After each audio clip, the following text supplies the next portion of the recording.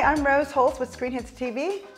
I'm James Carter Johnson, also with Screen Hits TV. And today we're going to talk to you about period dramas. Bridgerton, Outlander, and what's the third one? Gilded Age. Gilded Age. So we'll kind of give you our viewpoints on what we think is good, what we think is not, and where to watch them. So should we get started? Absolutely. Period dramas are definitely your area of expertise rather than mine. So shall we start by just asking, what is a period drama? Well, I mean, are you serious? Yeah, because I mean, for instance, it means it's back in time, right? So at what point is the cutoff? If there's a movie or a TV show that's set in the 80s, is that a period drama? No, because I was a child of the 80s. I'm not going to call myself period, no. Quite, you seem very current to me. But okay, so... Yeah, why don't we first start with Bridgerton, because that's season 2 that's coming out. So maybe we should just really quickly watch the season 2 trailer and... Why not? Let's start with that. Okay.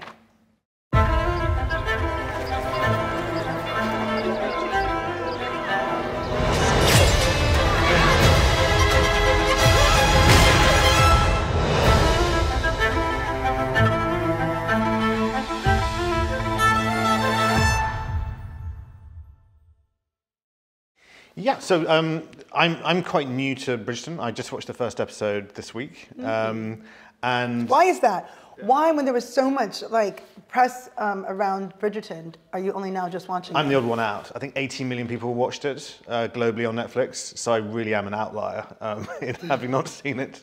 My wife watched it.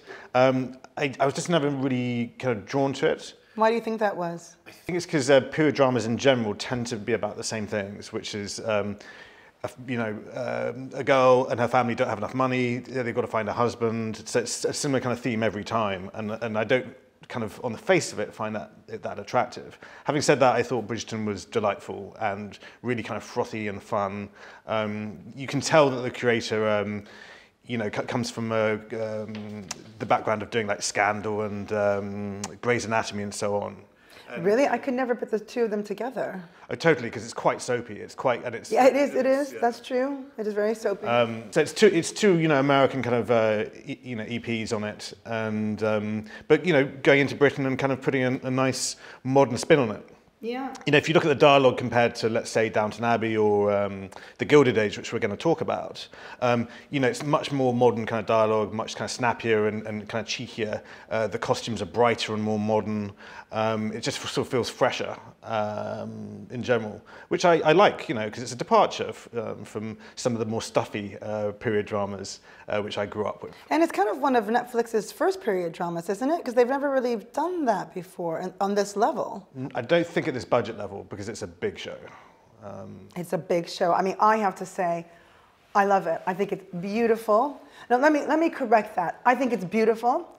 I love to see people that look like me in this time period because, everything I've ever watched throughout all the shows, especially the Tudors, which I loved back in the early 2000s, didn't see that. And to see Bridgerton really kind of address the issue, because they didn't just say, this is what you get, deal with it. They actually addressed it because we all know that Queen Charlotte had Moorish blood. If you look at her her paintings, which people admitted they painted them a bit lighter and different, you can see her African roots in her features. And the queen in Bridgerton is Queen Charlotte. And it would make sense that she would want to put people from different backgrounds in different positions.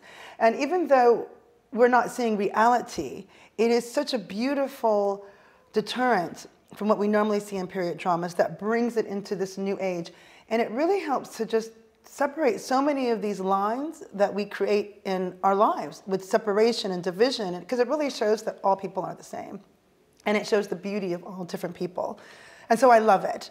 I am looking forward to season 2. I have to say Regé-Jean, who was the Duke, was extremely handsome. And I think he made every woman from every different background and culture just be like, wow. He made the show. And I think it was a mistake that he left. Yeah, my wife was commenting on his looks as well.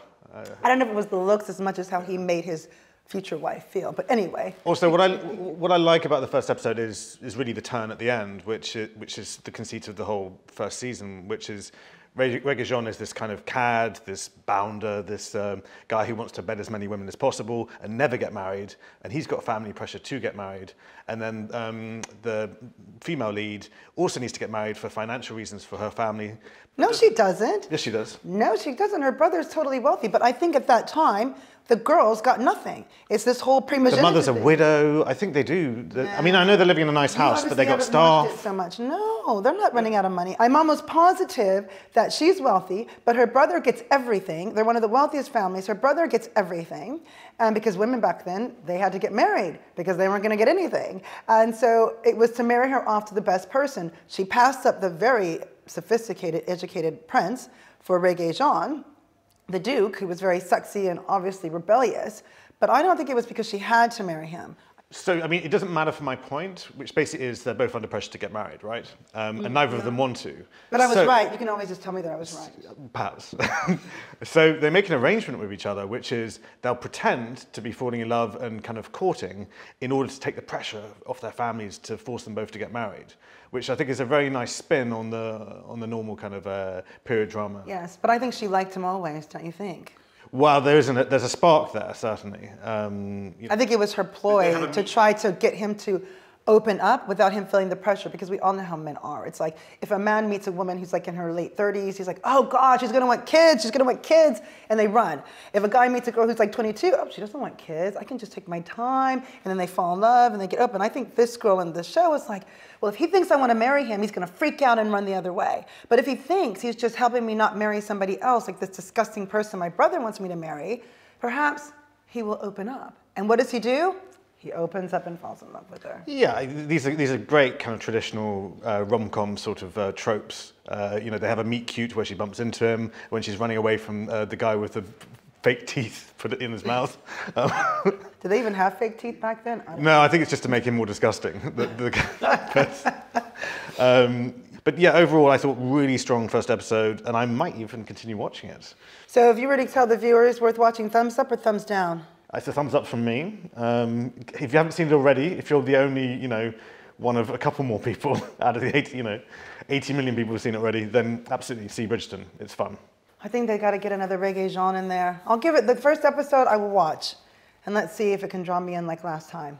So I'll give it a thumbs up, but depending if they have a Regé-Jean replacement.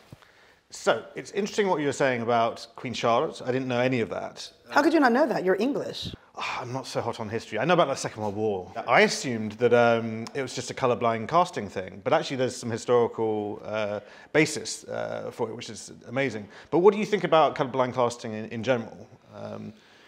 Good question, James. Good question. I think I take two sides to this, okay?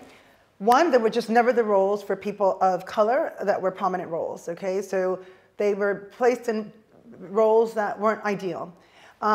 Now we're at a time where everybody wants to be fair, they want to give people opportunities. My stance is they should just create great opportunities for people to play in positions or roles that are suited for them, period. That's how I feel. Now, we can look at the show with Anne Boleyn, and she's Jamaican. Her name was Jodie Turner-Smith. She's Jamaican with African descent. And people are like in uproar over this. They're like, why is this person playing Anne Boleyn? I can never get my head around Anne Boleyn as a Jamaican woman. Now, Jodie was amazing in it. Now, for me, someone who loves history, especially the Lancastrian age, the Tudor age, I love it. I know the people of the time. I've read their letters. I know everything. For me, it kind of felt, why are they doing that?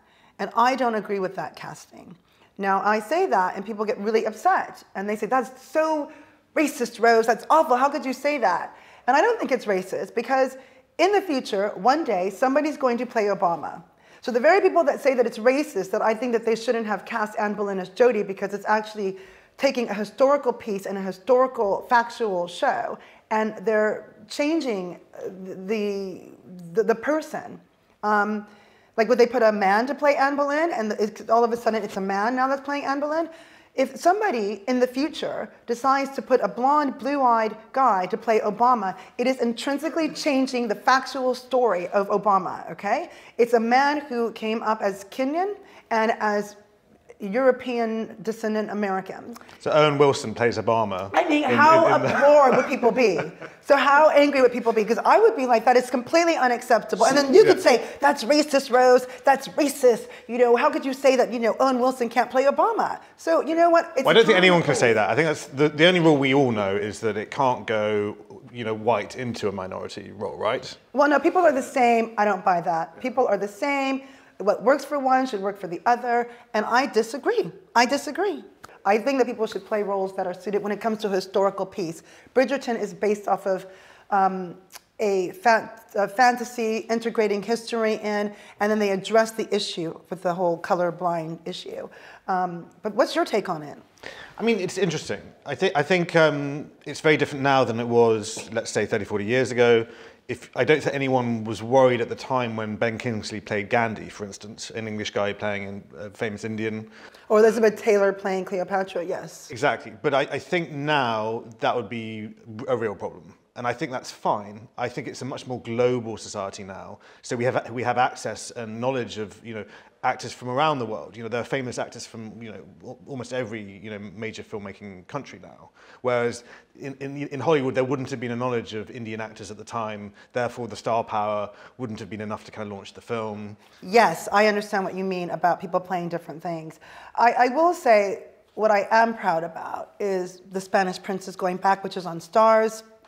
And it's great. So if you haven't seen it, I would definitely watch it. It follows Catherine of Aragon's life moving from Spain and marrying Henry VIII's brother, and then eventually setting her eyes on Henry VIII when her first husband, Henry's brother, dies, unfortunately.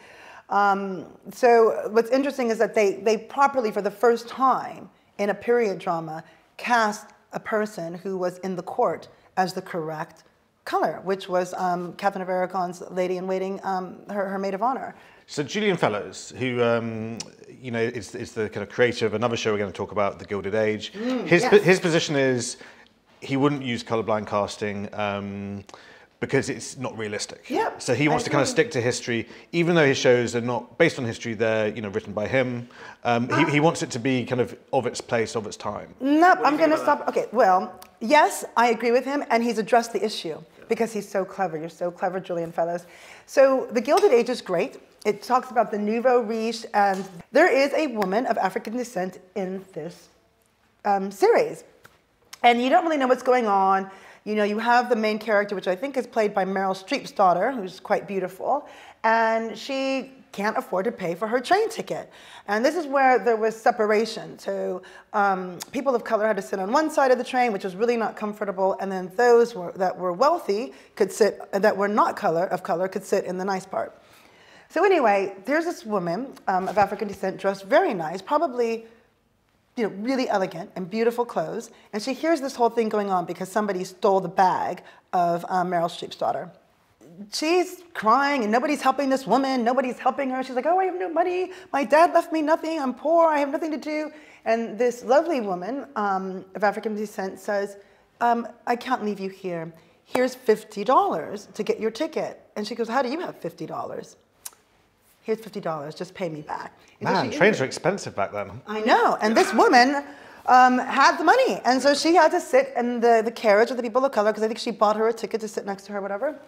And anyway, long story short, Julian Fellowes has integrated her into the house. Now, she's a woman that went to a very good school. She learned how to write perfect penmanship. She's obviously educated. She becomes the secretary to Miranda Hobbs' sister.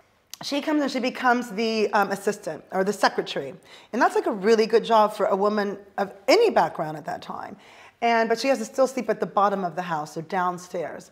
But what they start to unravel in The Gilded Age is that there's something a bit more to this woman. And she starts to you know, she's very soft-spoken. She kind of knows her place, but you can see she doesn't accept it. And then they introduce her father halfway through. And what I think they're touching on is something called Jack and Jill. And it's something that existed. This were people of African descent that came to the United States, and they were never slaves. They were freed people, and they were lawyers, they were doctors, they were publishers, and they lived within these wealthy black communities.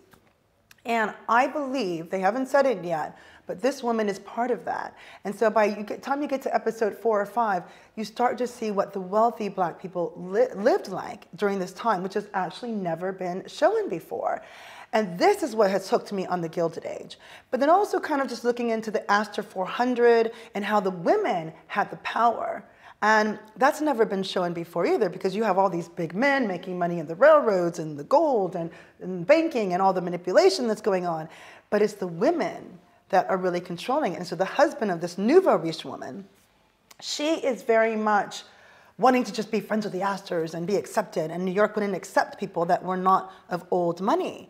And you can start to see the husband and the husbands of all these women saying, you have to be friends with this woman, and I need this to do business. And you can start to see how their power influenced a lot of the culture and the structure of New York at that time. So I like it. I'm really getting into it, and it's much more meat than in Bridgerton. So, I mean, to wrap up thoughts on the colorblind casting thing, so these two shows who have kind of approached it from different ways. Yeah. I feel very kind of cool with both of them. Because I think the tone of both of the shows is quite different, and it's sort of appropriate to each show. Personally, I've seen so many films and seen so many shows that I think anything new is always great. I'm in favour of it. Yeah. However, if it's an important historical figure, maybe let's stick to the race that they were, just to be factual. Other than that, open season. I know in theatre they're completely opening the doors for colorblind casting. But I think maybe for historical stuff, let's leave. That's actually a really good point. If you haven't seen Hamilton on Disney, colorblind casting. The whole cast is of African descent. And it works. It's in hip hop. And you know how many people are learning the historical aspects of Alexander Hamilton? I mean, most Americans didn't even know who he was. They didn't even know he was on the $10 bill. But now everybody's going around saying, Alexander Hamilton, $10 bill without a father. I mean, I could probably rap it, but I can't remember the words. Who would have thought that the founding fathers would be best remembered by a hip hop musical written by a Puerto Rican? I know, who was a bastard of a mother of a whore that lived in the Caribbean, that did all. I mean, I know his entire life, and then I was questioning it. I did do some research in history, and they stayed so close to the historical facts of that story. It's incredible, the power. And also getting other people to want to learn about history and see it. And I didn't feel offended actually seeing the cast. And I mean, obviously, Alexander Hamilton was like this very beautiful blonde guy with these curly waves and gorgeous in real life. And then the guy that played him, who was, I don't know where he was from, but... I think mixed, maybe? What do you Oh, no. He has straight hair. I would say, I don't know where he was from, but we'll find out. So I saw it in London, so maybe... Yeah, where's Manuel from? Puerto Rico. I was going to say Puerto Rico. He was from Puerto Rico. Yeah. Not as beautiful as Alexander Hamilton, but he drew me in. But maybe it's because the whole casting was different. But I mean, it's great. Cool. So we already spoke about the Gilded Age. Should we kind of get into what that show is? And yeah, let's watch the trailer really quick.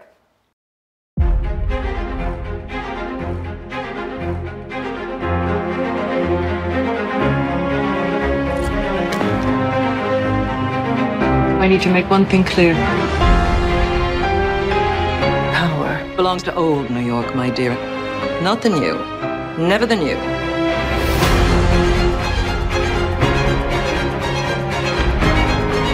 The old have been in charge since before the Revolution. Until the new people invaded.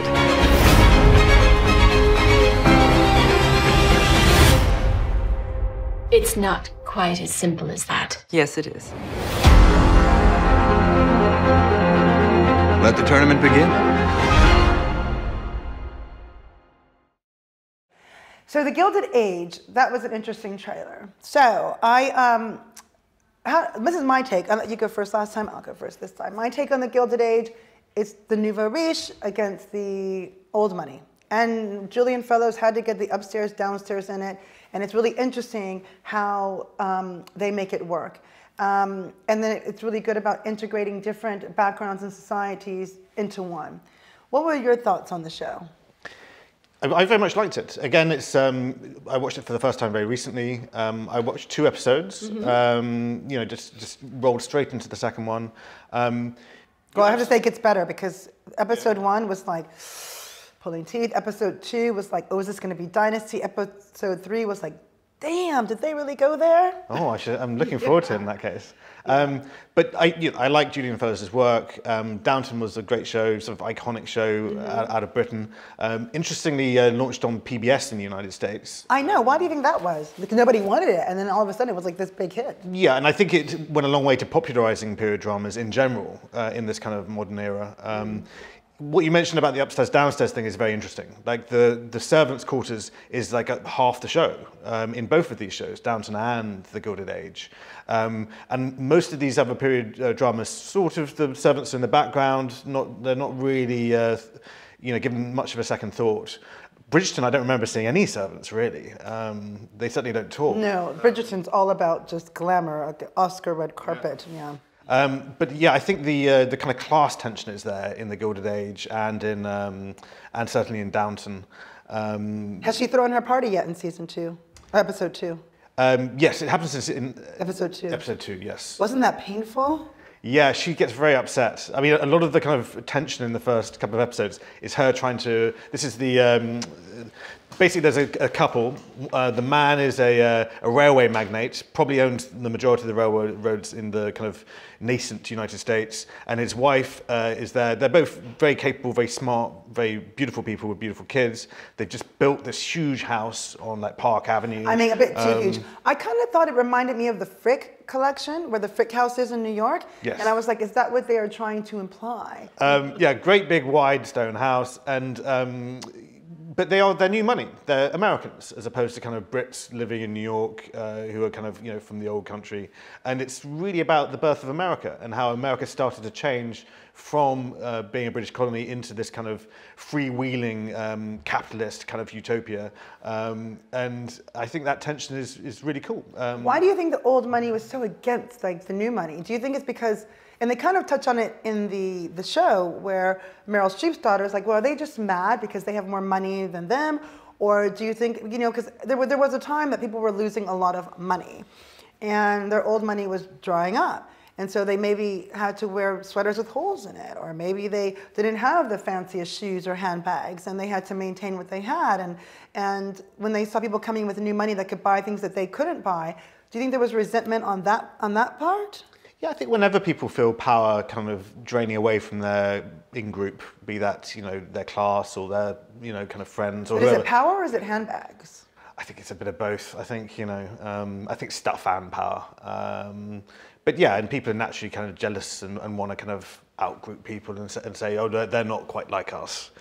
So it's very much about that. And why do you think that the railroad's wife was so desperate to be invited to a party? Well, what else is there? She's got the wealth, she's got the house, which she designed herself, and now she needs, as she puts it in the show, I don't want my old friends, I want new friends. I know, that's an awful human being. And also, she's like, she wants to go get invited to be with people that don't want to be with her. She could have actually been spending her money to build the charity. So these women, the Astor 400, were, okay, we want to raise money for this charity to build this community center. Why didn't she just go build a community center and work with the children in this community to bring them in? She was so desperate to be accepted by people that didn't want her. And that's sad. And this is what I don't like her character at all, because I think that she's so loyal to her husband. And she makes it seem like we lost our money, we can make it again. We made it the first time. Like, money doesn't matter because we can always make more of it. But it's her complete disdain of who she was. It's kind of like an Adelphi story on Netflix right now, where she just completely hates who she was and she invents herself into being something she's not, to be around people that would never even consider her part of her circle. Like, I don't understand this whole concept. And it's really interesting because The Gilded Age really focuses on this, and they kind of show her as this callous person who just cares about being accepted. Yeah, she's super aspirational, and I think with a modern eye on it, it looks kind of cruel and feckless. And what about her old friends in Philadelphia? If this was a modern scenario and they got super rich, they'd probably bring an entourage of their friends over from Philly. Beyonce would. Yeah, if it was a Mark Wahlberg situation, Before we go on to Outlander, can we just say thumbs up, thumbs down for Gilded Age? Thumbs up for Gilded Age. Very much enjoyed it. Wonderful, grand, big budget period piece. Get into it. While it's on my mind, we should tell the audience where to see these two shows. So Bridgerton, as everybody knows, is on Netflix. There's no special offers on Netflix ever. It just costs what it costs, and it's all around the world, so that's simple. The Gilded Age is on Now TV in the UK. They have 7 days free at the moment for entertainment and movies, and Boost, which gives you HD. Bit mean of them not to include that in the first place. I don't pick up Boost. It's like I've already just paid for that. Why do I want to pay for more things on top of it? I mean, if you go to 4K, fine. But I mean, just face okay. I mean, what about that 4K? It's like whenever I rent something on Amazon, it's like they try to get me for HD, and I was like, but why? I have an old TV. I might as well just get SD. It's not like I'm going to notice the difference, and I save £1. But anyway. So, and also, it's on HBO Max in the United States, which you can get bundled up with Discovery Plus, or get a bit of a discount, 20% for the whole year. So on to Outlander. I really don't know what the hype is about this show. Now, I'm going to give it an honest review because I love Starz, I love Lionsgate, I love everything that they do. I saw the very first episode because everybody was talking about it when it was on Amazon Prime years ago. Outlander, Outlander. And then I saw it and I was like, I'm so confused. So here's like this woman who is unfaithful. The very first episode, she's like with this guy, saying, oh, you're so boring, you're so boring. Oh, you're just this history buff. And she's just depressed over something.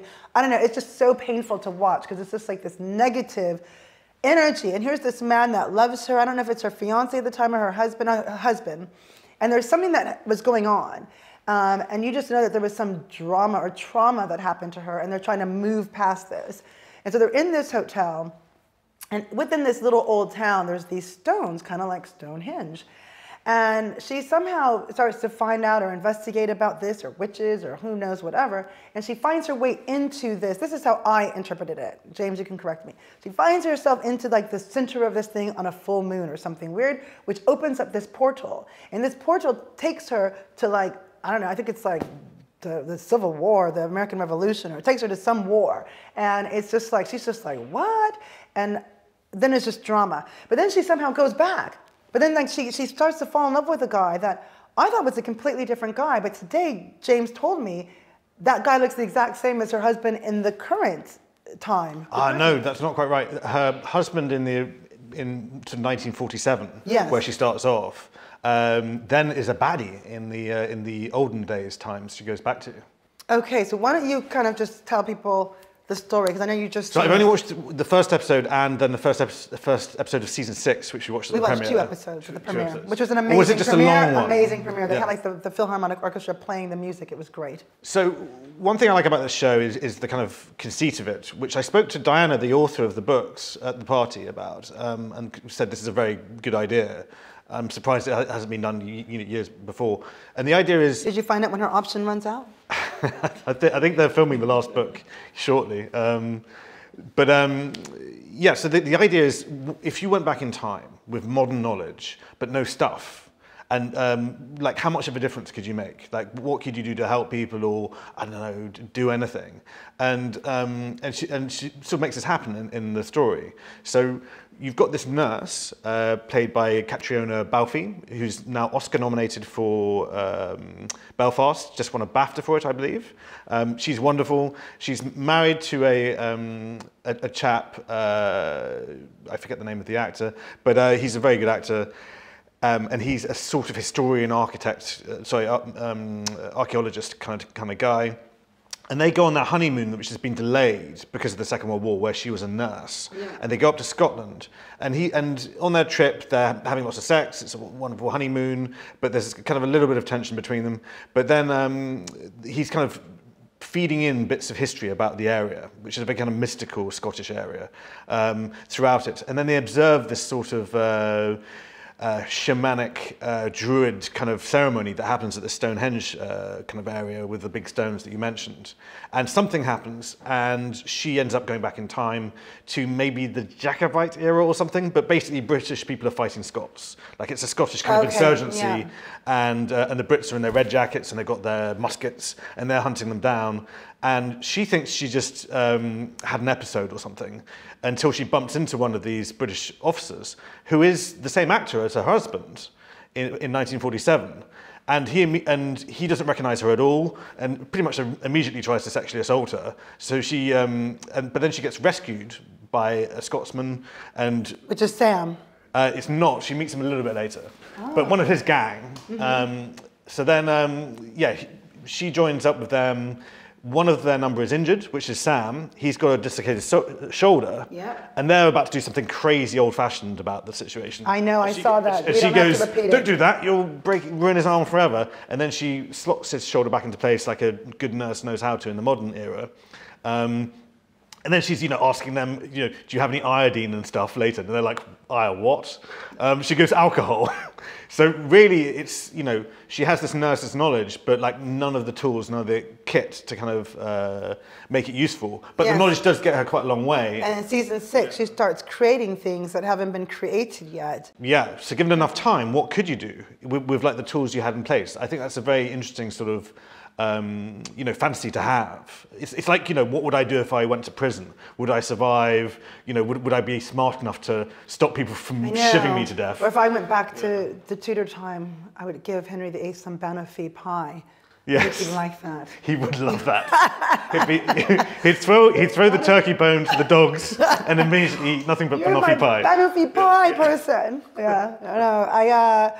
No, I think it's great. I think they have to be able to save the horses much sooner and say, I think we can like save these horses and put them back on the fields and get automotives. I would definitely develop vehicles way earlier than its time. Sorry, Ford. How early could you do it? Like, because you may need you need to be able to do microchips and all kinds of like things. No, they didn't have microchips back in the early 1900s. I guess you're right. They did, but when they first invented cars, they had 3 versions. They had steam-powered cars, combustion engine cars, and battery-powered cars, electric cars.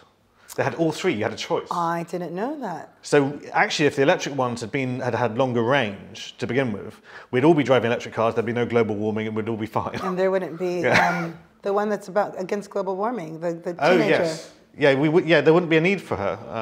Greta. There wouldn't be a need for Greta. She could stay in high school. She'd still be in school. Yeah. Anyway, great. So, would you recommend Outlander? Thumbs up or thumbs down? I mean, if there's a lot of sex in it, there's a lot of whipping. I noticed What are you particularly in talking season about, 6. James? There's kids watching this. Your mind. It's. But there is. It's an adult show. It's a Starz show. Starz is run by Chris Albrecht, who ran HBO in the Soprano era, so like a titan of the industry. And the shows are grown-up shows in general that tend to have sex and violence and a bit of gore. So it's a grown-up show. And look, I think it's a really cool idea. I think it's a lot of fun. I think I will probably continue watching it. And seeing the season 6 premiere in that great environment was a nice preview of what's to come as well.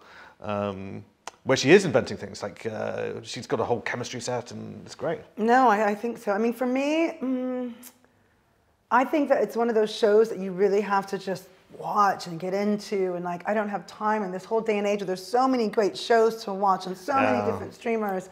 I think for me, I'm more of a Spanish princess type of girl, Tudors girl on Starz.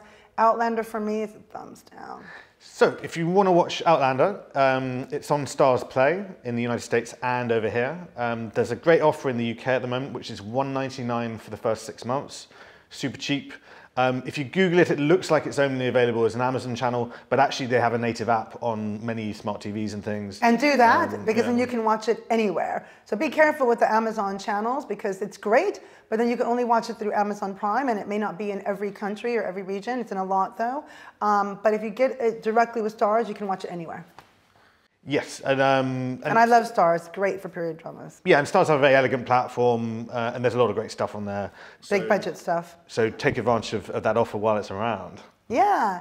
Well, that was our first episode of the shows to watch of the week. I guess my screen hit of the week would be Gilded Age. I think I'm going to have to agree with you there. That's the one where I immediately went into the second episode, even though my time was short. So yeah, absolutely. Gilded Age is the recommendation for the week. And do you have any recommendations for me in period dramas that I should watch? Yes. Do you like the Tudor period? Are you going to recommend the Tudors? No, I'm going to recommend the things that happened before the Tudors. So The White Rose. Yes. the White Princess, I think it's called, and the Spanish Princess. And this follows from the Lancastrian age. So you know the two little boys that disappeared.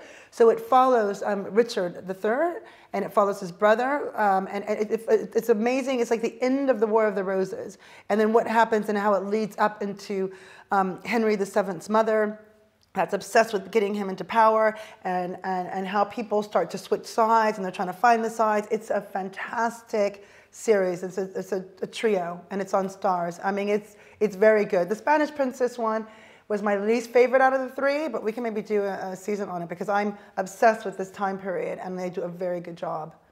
So, Wonderful. And I would recommend The Great, which is about Catherine the Great. This is also on Stars, also a kind of grown-up show, really fun, you know, bright colours like Bridgerton, not sticking to history too much, but really kind of irreverent and you know, cheeky, but also there's a kind of edge of cruelty to it, and it's somewhat of a thriller. Yeah, strong stuff. Well, that's the end of the show. Thank you very much for joining us, everybody. I hope you enjoyed it. If you did, absolutely leave a comment, and we hope to see you soon. Yeah, and let us know what you watched and what you thought about it. And I can't wait to see who they replace Regé-Jean with. And if you don't know about Screen Hits, definitely log on or Google us. It's an app that will change your life. It'll help you find everything that you want to watch across all your streaming services in one place. It is the best way to discover content. So until next week, thank you again for joining. Bye.